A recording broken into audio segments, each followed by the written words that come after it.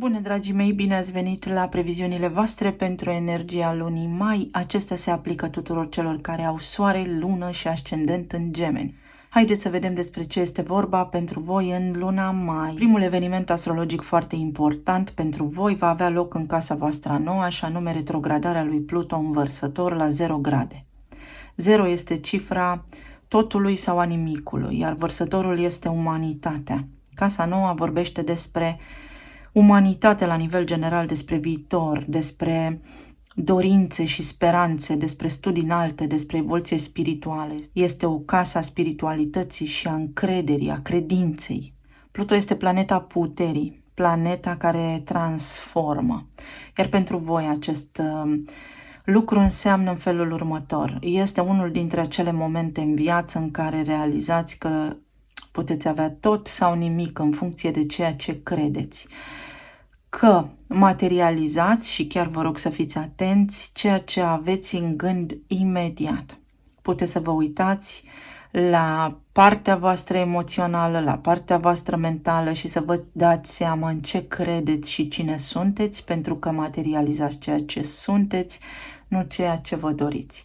Este un moment în care vă puteți înălța, în care vă puteți recăpăta încrederea, credința în voi înșivă și în umanitate și în divinitate și în toate lucrurile importante. Pentru că viitorul este încă nescris, este foarte important și pentru că lumea, așa cum o știm, nu va mai exista. Totul este în transformare continuă, iar Pluto în Vărsător spune ori ne trezim, ori ne dezumanizăm și ne dăm puterea pentru totdeauna. Următorul tranzit foarte important pe care îl veți avea va avea loc în casa voastră a 6-a și se va întâmpla pe 5 mai, când va avea loc eclipsa lunară în Scorpion. Casa a 6-a este casa rutinei, casa serviciului, casa în care voi sunteți în serviciul celorlalți, casa sănătății, casa organizării, să spunem. Iar Scorpionul este un semn al puterii, semnul care transformă. Ceva la nivel de rutină va avea loc și se va transforma aici. Este un moment bun să vă dați seama de prioritățile pe care le aveți sau care vă sunt prioritățile în viață. O lună plină spune conștientizare, iar o eclipsă spune nu mai poți nega niște lucruri. Poate voi în viața voastră ați traversat niște evenimente sau poate vă luptați cu rutina, cu timpul liber, poate nu vă împărțiți în mod egal timpul între carieră, serviciu, familie, bani, iubire și așa mai departe. Este un moment foarte bun să acceptați, să conștientizați ceea ce trebuie făcut pentru voi, pentru sănătatea voastră și pentru sănătatea sufletului vostru, dar și a corpului, pentru că undeva aici există un dezechilibru care cere atenție. Mai apoi, pe data de 7 mai, Venus, planeta frumuseții și a banilor, va intra în Rac. În casa voastră a doua, în casa banilor, în casa valorilor, a proprietăților, a banilor câștigați, a stimei de sine. Venus este planeta iubirii care atrage și vine cu magnetism la pachet. Este un semn al iubirii, iar Racul înseamnă mamă, familie, rădăcinile mele, iubire, să am grijă de mine și de ceilalți. Din nou, Venus aici vine și spune: atenție, unde îți împrăști tu resursele financiare, în ce? Ce faci tu? Lucrezi prea mult? De cine ai grijă? Trebuie să ai mai multă grijă de tine. Cu cine ți împarți timpul? Pe ce pui tu preț? Ce valoare ai tu în viața celorlalți și cum te vezi tu, cum te valorifici tu pe tine, cum stai cu stima de sine. Venus în Rac mai spune și iertarea trecutului. Poate ceva probleme cu banii au fost aici, pe linia voastră transgenerațională, și Venus în Rac vă ajută să vindecați acest tipar, această karma a banilor, pentru ca voi să aveți un viitor strălucit de acum înainte. Pe 14 mai, Mercur iese din retrogradare în casa voastră a 12, acolo unde subconștientul lucrează neîncetat în casa începutului și a sfârșitului, a pântecului mamei. Ce anume ați preluat voi? Ați avut ocazia să faceți acea muncă de introspecție, să vedeți unde nu vă simțiți în siguranță. Siguranță înseamnă Taur. Taurul guvernează și banii. Iată, ce tipar financiar ați preluat din familie, de ce vă este teamă, de ce vă temeți pentru siguranța voastră, ce vă oferă așa stabilitate în viață, când vă simțiți voi în siguranță. Când vă simțiți voi apreciați și iubiți, când aveți bani, când lucrați, când sunteți frumoși, poate, nu știu, ați avut ceva intervenții chirurgicale care să vă facă în ochii celorlalți să fiți mai frumoși și așa mai departe. Tot aici, pe 16 mai, va intra Jupiter și Jupiter va lucra cu materialul clientului. Este planeta norocului, a expansiunii, este planeta care mărește ce găsește aici. Fie frica voastră de necunoscut, fie frica voastră de stabilitate, fie teama voastră pentru siguranța voastră, fie vă aduce abundență și vă spune: tu poți orice, tu ești stabil, tu te ai pe tine și este de ajuns pentru că te descurci oricum și oriunde. Casa 12 mai are așa și niște lucruri despre care lumea vorbește mai puțin, și anume dușmanii ascunși.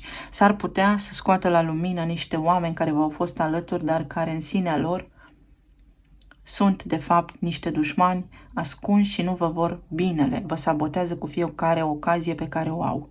Tot aici, pe data de 19 mai, va avea loc un eveniment de lună nouă, care spune: ok, ai înțeles tot ce s-a întâmplat până acum cu Mercur retrograd, acum că Mercur este în mers direct, ți-ai cimentat convingerile, ești convins de ceea ce ești și de ceea ce faci. Dacă da, este timpul să trasezi noi direcții pentru a nu mai trece prin asta niciodată, pentru a nu le transmite nici transgenerațional tu copiilor tăi, pentru a închide această karmă de neam odată și pentru totdeauna. O lună nouă în Taur spune: este timpul să-mi fac un plan pentru siguranța mea financiară, pentru siguranța mea fizică, pentru siguranța vieții și a zilei de mâine, în funcție de ceea ce cred, evident, cu Pluto în casa voastră nouă, în Vărsător la 0 grade. Pe data de 20 mai, Marte, planeta acțiunii, va intra în Leu, în casa voastră a treia, și veți avea curaj. Curaj să faceți ordine în cercul vostru apropiat, curaj să întreprindeți lucruri noi, să puneți în practică planurile pe care le aveți în minte, pe care poate până acum nu aveați curaj să le duceți la bun sfârșit sau nici măcar să le inițiați. Aici, la nivel de comunicare, atenție că s-ar putea să fiți stârniți de cei din jurul vostru, care vă vor vedea dintr-o dată că sunteți stăpâni pe voi și pe propria voastră persoană și că v-ați delimitat niște granițe sănătoase. Și acest lucru se poate întâmpla pentru că Leul înseamnă și dramă, înseamnă nobil, dar înseamnă și dramă. Pentru unii dintre voi aveți curaj să începeți studii noi, să publicați niște lucruri, să deveniți un mentor pentru ceilalți, să vedeți în sfârșit rodul muncii voastre. Iar pe data de 21 mai, Soarele va intra în casa voastră întâi, în Gemeni. De acum înainte, ăștia sunteți voi și viitorul vostru. Ce proiectați? Cum vă vedeți voi acum? Cum vă văd ceilalți? Sunteți mulțumiți pe deplin de imaginea voastră? La ce anume mai aveți de lucrat? Pentru că este un moment bun în care, cu toată această conjunctură astrală, să vă definiți pentru a avea succes în anii ce urmează. Să vedem ce ne spun și cărțile. Pentru Gemeni, au ieșit din pachet, le vom lua. Avem așa: să vă calmați mintea cu toate acele tranzite în casa voastră a 12. Iată că este momentul să vă liniștiți mintea și să gândiți clar, concret, fără scenarii. Ce este în mână nu este minciună, ce este în fața ochilor mei este real și cu asta lucrez. Și iau în serios când oamenii îmi spun ceva sau iau lucrurile în serios, pentru că nu am cum să le mai ascund sub preș. Avem și luna plină din casa voastră a 6-a și este momentul să lăsați în spate ceva. Chiar dacă vă doare, avem o lacrimă, spune: dăm o nouă pagină. O nouă pagină, asta este casa 12-a din Taur. O nouă pagină care are legătură cu viitorul meu, cu stabilitatea mea și cu siguranța mea în planul fizic. Veți fi în siguranță și este un bun moment, mai ales cu Marte în Leu în casa a treia, să porniți într-o nouă călătorie, să faceți pași poate mici, dar siguri către ceea ce vă doriți voi de acum înainte. Și operă de artă. Ești o operă de artă divină. Este momentul să vă apreciați voi, dacă ceilalți nu o fac. Este un moment foarte bun să porniți la drum, să mergeți acolo unde sufletul vă cheamă, să vedeți ce vă spune Pluto în casa a noua.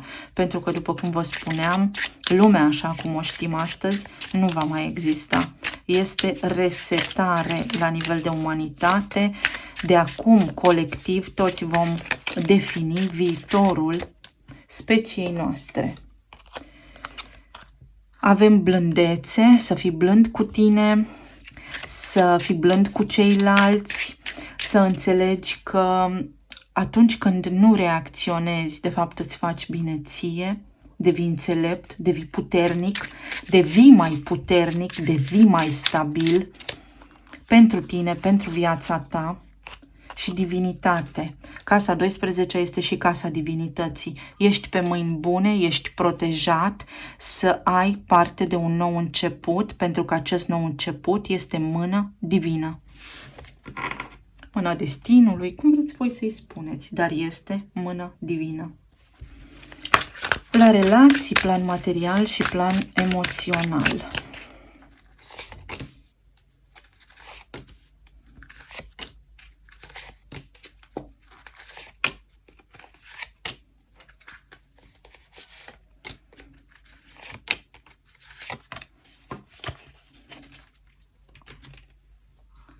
Pentru gemeni la nivel de relații. Avem 4 de monede, 10 de cupe și 9 de monede. Interesant. Aproape ca la berbec. 4 de cupe spune o relație karmică din care mi-e frică să ies pentru unii dintre voi. O relație în care m-am blocat. Îmi este teamă pentru că nu știu ce este iubirea. Undeva voi cu atâtea planete în casa 12 aveți matern. Să știți, transmis transgenerațional un tipar a stimei de sine joase. Și atunci este momentul să vă ridicați în picioare realmente și să conștientizați că nu sunteți aici degeaba și că puteți să faceți absolut orice în această lume pentru a vă atinge împlinirea. Împlinirea sufletului vostru și fericirea este în mâinile voastre.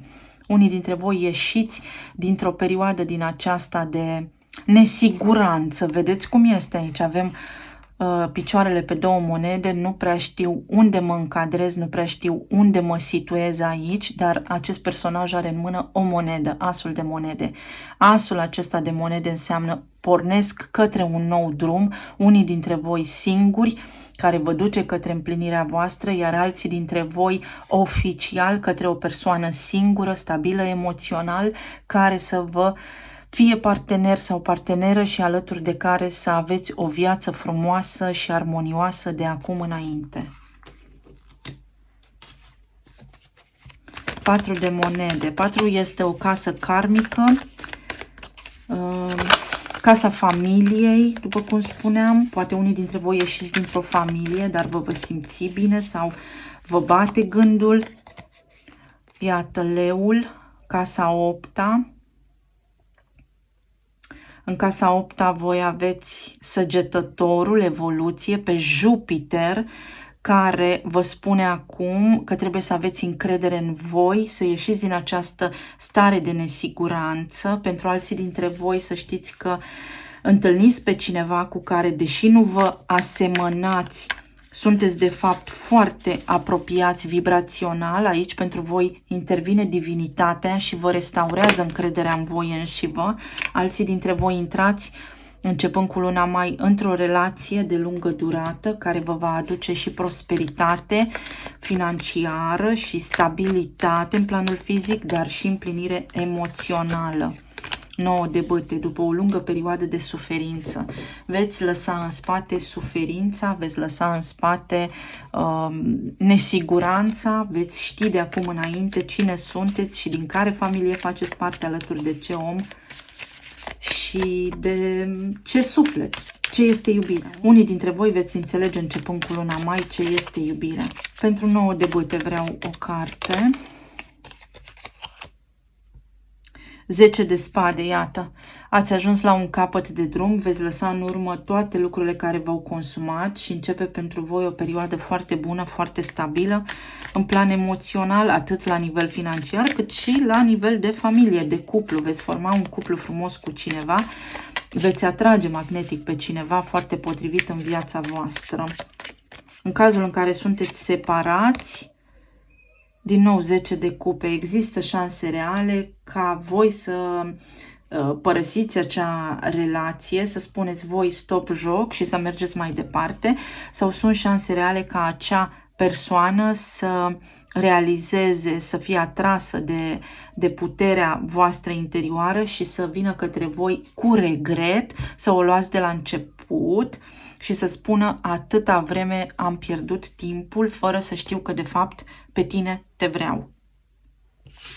La nivel de plan material avem 4 de cupe, asul de cupe și nebunul. La nivel de plan material cu Venus acolo în casa voastră a doua, încheiați o lungă perioadă de neajunsuri financiare. Începeți ceva nou, intrați pe o nouă direcție sau poate vindecați acea traumă materială pe care ați avut-o până acum și vi se umple cupa. Vi se umple cupa, vi se umple și punga, știți cum se zice. Ia să vedem de ce e 4 ăsta de cupe aici. Ați fost nemulțumiți până acum, dar de acum să știți că atingeți o perioadă foarte bună, cel puțin pentru un an de zile, de stabilitate financiară materială. Îndrăgostiții, voi, gemenii, veți avea alegeri de făcut în permanență în zona aceasta financiară care vă vor ajuta, nu veți mai fi neajutorați financiar. Poate până acum v-ați luptat cu neajunsul, dar acest lucru se încheie. Veți avea putere, forță să obțineți tot ceea ce vă doriți în plan financiar și material, inclusiv la locul de muncă. Veți fi cumva de temut. Și pajul de monede, o ofertă nouă, oferte stabile, de acum înainte veți fi foarte stabil financiar, la locul de muncă, mediul de lucru plăcut, veți avea parteneri de nădejde în afaceri dacă sunteți antreprenori și așa mai departe. Pe plan emoțional avem 6 de spade, vindecare, asul de monede și temperanța. V-am spus că aveți asul de monede aici. Un nou început, echilibrat, corect pentru toată lumea, părăsesc o situație care înainte a fost un compromis, un conflict mental, o epuizare psihologică. Vedeți cum sunt spadele acestea aici? Le-am lăsat deoparte. Abandonez o luptă, merg pe drumul meu, alături de persoanele potrivite mie. La nivel de sănătate, începeți o rutină nouă, aveți grijă de voi, săgetător veți elibera, săgetătorul înseamnă șolduri, în șolduri noi acumulăm emoțiile, vă veți simți deblocați la nivel emoțional, să faceți ceea ce vă doriți, să vă simțiți împliniți. Casa 12, niște conștientizări foarte puternice despre lucrurile pe care voi le iubiți cu adevărat. Pentru unii dintre voi veți putea cumva să vedeți niște rezultate concrete alături de un suflet pereche, alături de cineva care până acum a fost la distanță de voi, dar care acum se îndreaptă către voi. 6 de spade din nou, vindecare. Unii dintre voi vă hotărâți să vă faceți niște analize sau pur și simplu să aveți grijă mai mare de voi, să vă odihniți mai mult. Casa 6, casa 6, acolo unde va avea loc eclipsa de lună în Scorpion, veți înlătura tiparele disfuncționale din viața voastră și veți avea grijă de voi, de sănătatea voastră.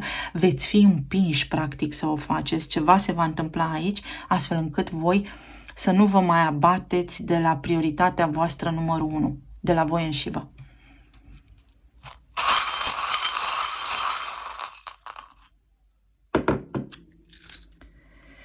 Credința voastră cu Pluto acolo în Vărsător, vă treziți la realitate, vă treziți spiritual și descoperiți că lumea în care trăim este diferită față de cum o percepem noi în fiecare zi.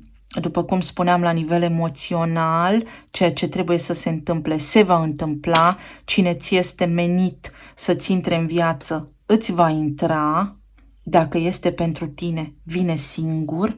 Avem aici balanța. Unii dintre voi ieșiți dintr-o căsnicie posibil și spuneți până aici mi-a fost de ajuns, merg să-mi vindec sufletul și în fața voastră este o pagină nouă, oricât de greu va fi, veți reuși pentru că este mână divină aici.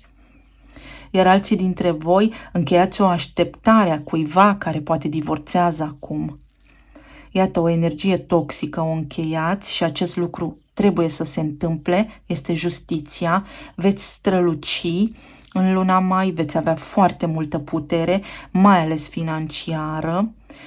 Saturn acesta din pești care vă ajută să vă regenerați, se schimbă, iată, la nivel de sănătate ceva, trebuie clar, neapărat, dragii mei gemeni, să aveți grijă de voi.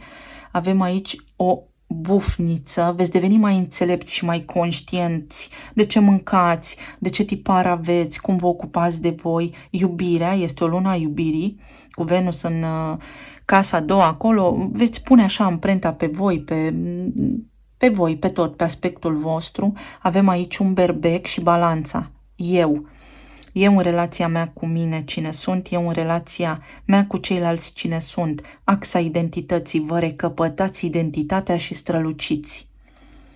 Avem inițialele F și E, încrederea, fe, în spaniolă și în portugheză. Unii dintre voi veți începe o dietă, veți slăbi, da? Veți da jos niște kilograme sau trebuie să aveți grijă de corpul vostru pentru că altminteri veți fi nevoiți să faceți chestia asta fără voia voastră. Atenție că s-ar putea să fie niște acceptări cu luna aceea plină din casa voastră a 6-a, care poate nu vă fac plăcere, sau cu Jupiter acolo în casa 12-a, dar va trebui să renunțați la niște lucruri care nu vă fac bine, la niște lucruri toxice. Veți avea noroc la bani, iubirea este aici pentru voi. Avem inițialele F, E, K și G. Avem numărul 1, care spune magicianul, un nou început, casa 1, după 21 mai veți străluci realmente. Puteți atrage în viața voastră pe cineva, ori cineva vă va curta, ori voi îi veți curta pe ei. EKG. Atenție, trebuie neapărat să vă faceți, vă recomand, nu trebuie neapărat, fiecare are dreptul să aleagă pentru sine, dar cu atâta amprentă pe casa 6 este recomandat să vă faceți măcar analizele anuale. Unii dintre voi cu Marte în Leu veți avea parte de, sau veți cunoaște într-o călătorie, în drumurile voastre zilnice, pe cineva care va deslănțui așa o pasiune nemai întâlnită, nemai văzută de voi până acum. Unii dintre voi s-ar putea să faceți o călătorie și pe distanță lungă sau să doriți să vă relocați permanent din țară, dar să schimbați continentul, va atrage ceva într-o țară cu zgârie nori, cu clădiri înalte. Da, clar, sănătatea, atenție la dulciuri, atenție la zaharuri, atenție la glicemie, o bufniță din nou, înțelepciunea și atenție la dulciuri. Vedeți, este ceva aici cu sănătatea. Atenție la dulce sau la mâncat compulsiv. La mâncat compulsiv. Avem și o pisicuță neagră, un suflet pereche, după cum spuneam, o inițială C. Încă un elefant, foarte multe sincronicități, 1 la 1 cu cineva, întâlniți pe cineva care vă este pereche, realmente pereche. Vă întâlniți cu perechea potrivită vouă. Venus în rac, în casa a doua, abundență, pe plan financiar, veți străluci, va fi foarte, foarte bine. Atenție dacă sunteți prinși într-o relație de compromis sau la relații de o noapte, nu vă încântați foarte tare, fiți înțelepți pentru că veți vedea, veți citi printre rânduri, acolo este ceva în regulă. Unii dintre voi începeți un plan de economii foarte, foarte bun, care, da, va fi de mare ajutor pentru viitorul vostru. Și cam atât, dragii mei. Vă mulțumesc tare, tare mult pentru atenție. Vă doresc o lună mai minunată, să străluciți precum alții nu pot și să fiți bine, să fiți sănătoși și iubiți, să ne reauzim cu bine și data viitoare. Pa, pa!